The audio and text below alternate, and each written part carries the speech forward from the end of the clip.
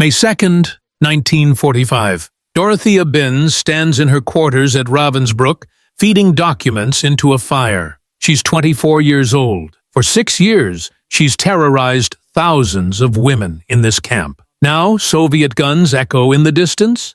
She has maybe 12 hours before they arrive. Her hands shake as she burns the evidence. But it's not fear of death that makes them tremble. It's the choice she's about to make, a choice that will determine whether she faces a courtroom or disappears forever into the chaos of a collapsing Germany. Ravensbrück, 50 miles north of Berlin. The primary concentration camp for women in Nazi Germany. 550 female guards work here. They're not soldiers. Most joined for the paycheck, steady wages during wartime, housing, status.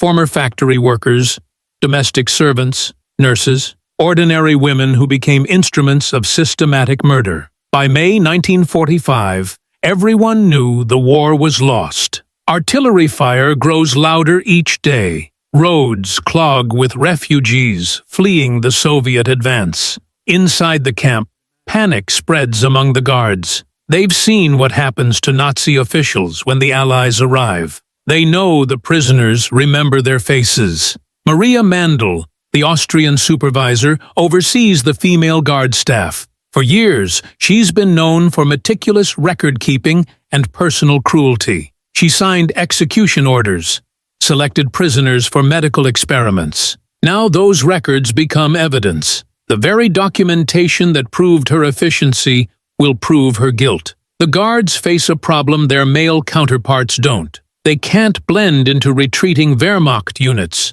Their faces are known to thousands of survivors. 550 women, 24 hours. Each must decide, run, hide, or stay. But the roads are blocked. False papers take time to forge, and the Soviets are already at the gates. The night of May 1st. In the guards' barracks, whispered conversations replace sleep. Some women pack bags. Others study maps by candlelight. A few sit frozen, unable to decide. Dorothea Binz has been planning for weeks. She's acquired civilian clothes, false identity papers that claim she's a displaced person from the East. She's even arranged safe houses with Nazi sympathizers in nearby towns.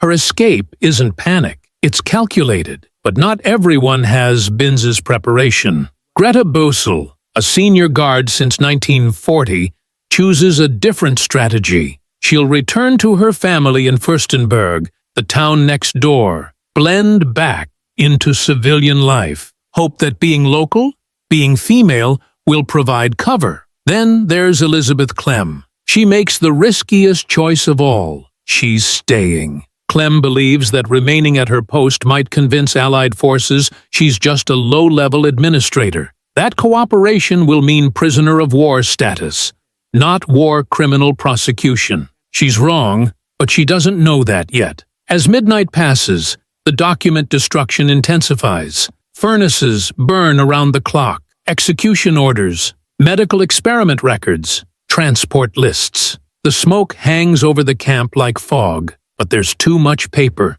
6 years of systematic documentation can't be erased in one night. Guards begin turning on each other. She was worse than me. I tried to help prisoners. I was only following orders. The solidarity that held them together for years cracks under pressure. By dawn, some guards had already disappeared into the darkness. May 2nd, afternoon. Commandant Fritz Suren orders a final evacuation. Thousands of prisoners will be marched away from the advancing Soviets. But the order came too late. The evacuation was chaotic from the start. Half the guards scheduled for duty don't show up. They've already fled. The remaining women try to organize columns of prisoners, but their authority is evaporating. Prisoners sense the shift. Some move slowly, deliberately stalling. Others are too sick to walk. The first column leaves at 2 p.m. 2,000 prisoners, 50 guards. The ratio is all wrong. During normal operations, they maintained much tighter control. Now the guards are outnumbered and terrified.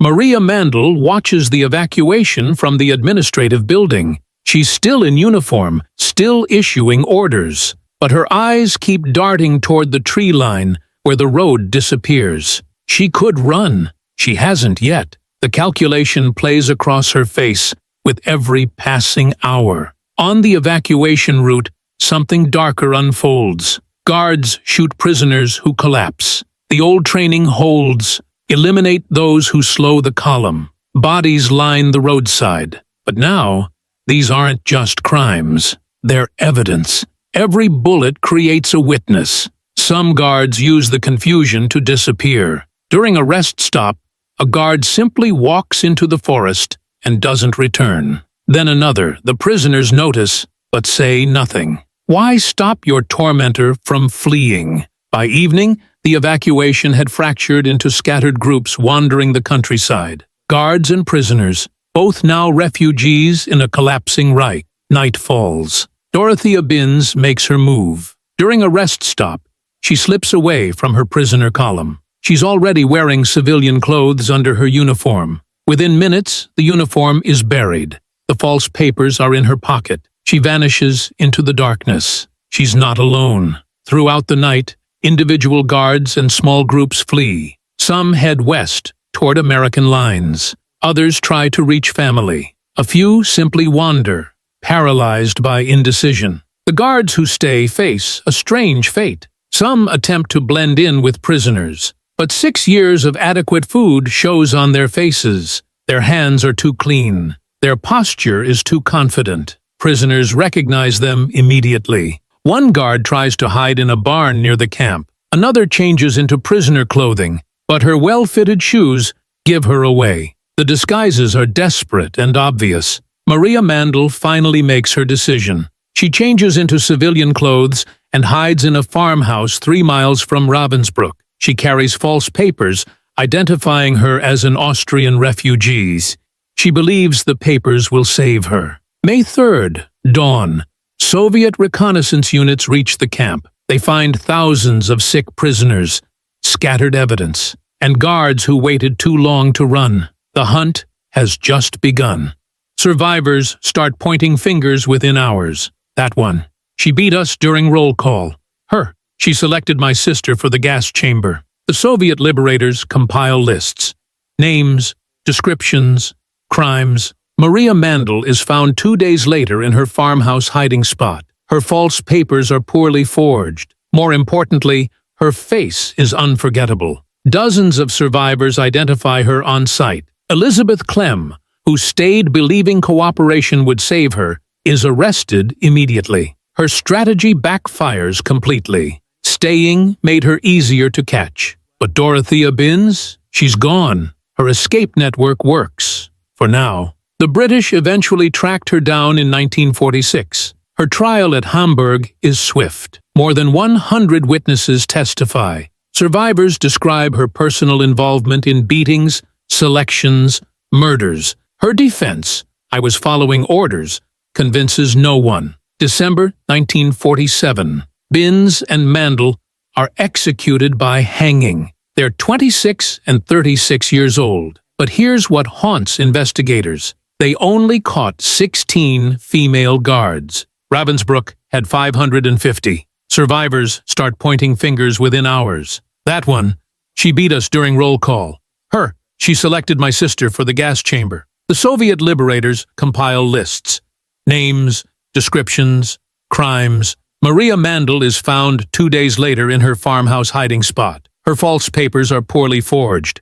More importantly, her face is unforgettable. Dozens of survivors identify her on site. Elizabeth Clem, who stayed believing cooperation would save her, is arrested immediately. Her strategy backfires completely. Staying made her easier to catch. But Dorothea Binz? She's gone. Her escape network works, for now. The British eventually tracked her down in 1946. Her trial at Hamburg is swift. More than 100 witnesses testify. Survivors describe her personal involvement in beatings, selections, murders. Her defense, I was following orders, convinces no one. December 1947. Binz and Mandl are executed by hanging. They're 26 and 36 years old. But here's what haunts investigators. They only caught 16 female guards. Ravensbrück had 550.